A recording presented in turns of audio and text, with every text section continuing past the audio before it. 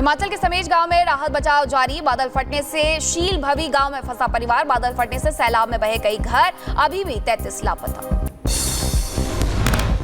हिमाचल प्रदेश के रामपुर में सड़क टूटने से 4 गांव से नहीं हो पा रहा है संपर्क, तो सेना ने बनाया अस्थायी पुल। सड़क बहाली का काम भी जारी।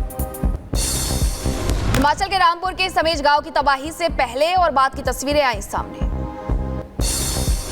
हिमाचल प्रदेश में जारी है रेस्क्यू ऑपरेशन, तो ड्रिल मशीन और जेसीबी से राहत बचाव अभियान। 6 और जेसीबी मलबा हटाने के लिए मांगी गई। हिमाचल प्रदेश के लाहौल स्पीति में फटा बादल। शिका गांव में क्लाउड बस्ट में सड़क का हिस्सा बहा। आवाजाही में हो रही हैं परेशानियां।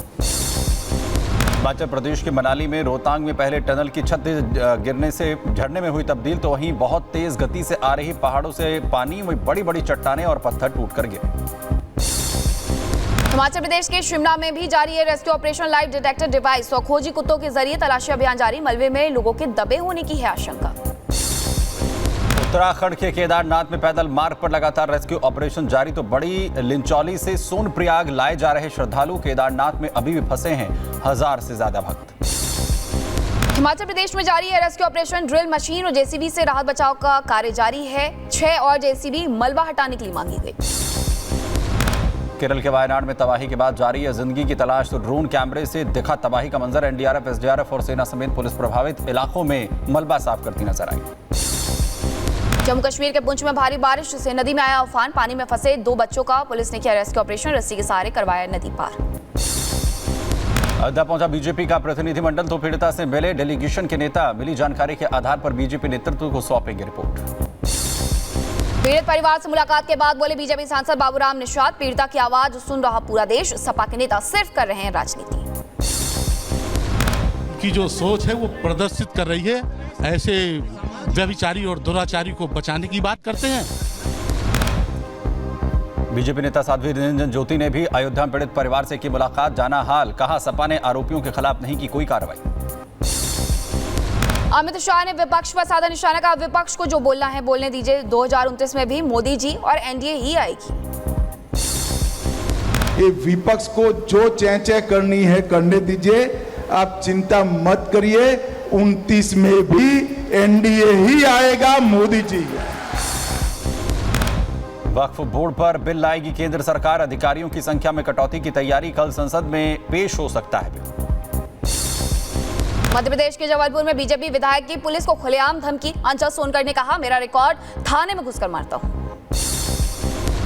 हैदराबाद में हीरा गोल्ड घोटाले के आरोपी नौहरा शेख की संपत्तियों पर ईडी का छापा। 5 जगहों पर छापेमारी में 90 लाख नकद जब्त। करोड़ों की संपत्ति के मिले दस्तावेज, तो वहीं रेड में करीब 400 करोड़ रुपए की संपत्ति जब्त की गई। उत्तर प्रदेश के रायबरेली में दबंगों ने घर में घुसकर की मारपीट। लाठी डंडे से घर के बाहर खड़ी बाइक को तोड़ा। वीडियो सीसीटीवी में कैद हुआ। पुलिस मामले की जांच में जुटी। जिले के सिविल लाइंस इलाके में बुलडोजर एक्शन। अवैध मकानों पर चला एमसीडी का बुलडोजर, तो वहीं अवैध तरीके से बनाए गए मकानों को किया जा रहा है ध्वस्त। दिल्ली स्पेशल सेल ने इंटरस्टेट ड्रग्स सिंडिकेट के 3 तस्करों को गिरफ्तार। 131 किलो अवैध कैप्सूल बरामद। 5 करोड़ बताई जा रही है कीमत। बिक्री पर है रोक। उत्तर प्रदेश के इटावा में पुलिस और बदमाशों के बीच हुई मुठभेड़। चेन और मोबाइल स्नैचिंग के 2 बदमाशों किया गिरफ्तार। राजस्थान के जयपुर में डांस करते करते युवक की मौत। बड़े भाई के रिटायरमेंट के कार्यक्रम में तोड़ा दम। अचानक हार्ट अटैक आने से हुई मौत।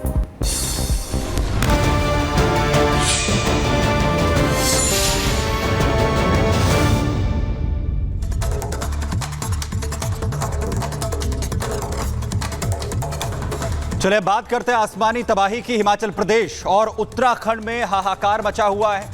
आसमानी आफत से नदियां रौद्र रूप लेती दिखाई दे रही हैं। भूस्खलन से पहाड़ियां टूटकर मुश्किलें लोगों की पैदा कर रही हैं। जिंदगी की जंग लगातार जारी है। देखिए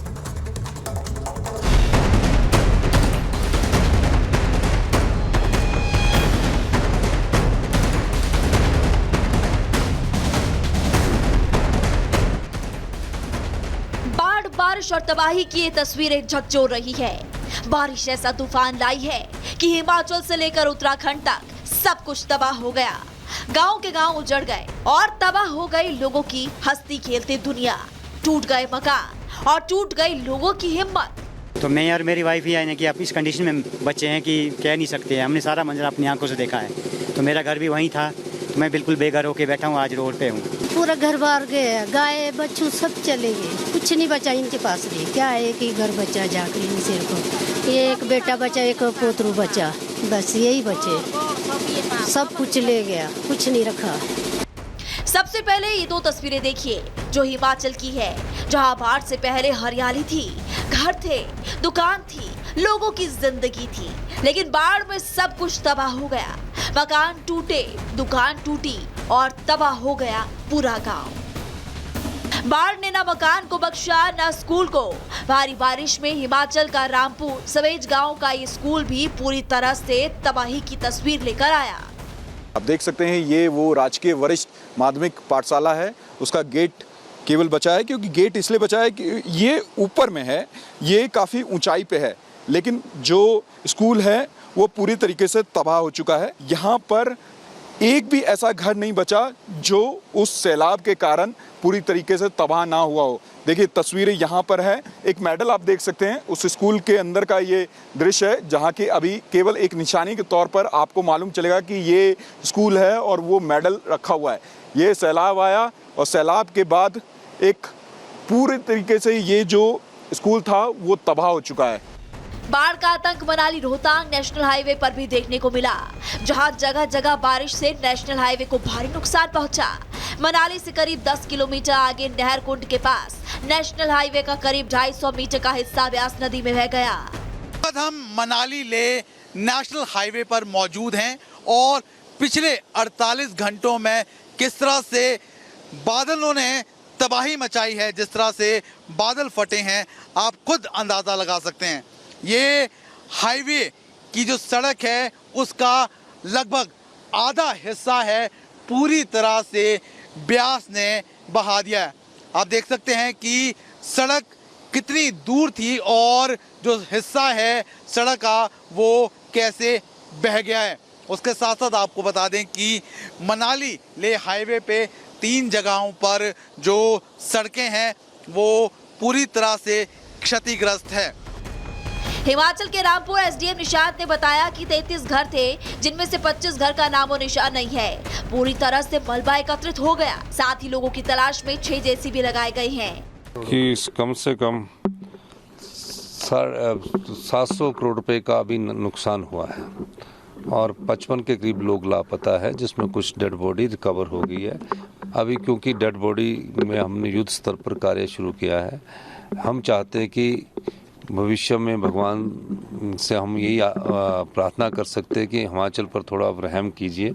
ऑपरेशन तो सरकार की ओर से चल रहा है, लेकिन फिर भी उसके बावजूद जो घटना हुई है ये हृदय विदारक है और इसके यहाँ पर जो नुकसान हुआ है, जबकि अब की बार इतनी बरसात अभी हुई नहीं है। बरसात का शुरुआती दौर है ये हिमाचल प्रदेश में खास तौर से, और पूरे हिमाचल प्रदेश में हम देख रहे हैं कि 55 लोग से ज़्यादा जो है वो शुरू के इस दौर में ही शिकार हो गए हैं। लोगों का दिल जरूर टूटा है इस प्राकृतिक आपदा में, लेकिन हौसला अभी भी सेना ने टूटने नहीं दिया। बीआरओ जगह जगह पर पुल बनाकर लोगों का रेस्क्यू कर रही है और लोगों को सुरक्षित स्थान पर पहुंचा रही है।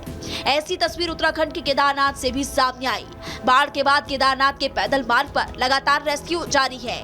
बड़ी लिंगचोली से लगातार श्रद्धालुओं को सोनप्रयाग लाया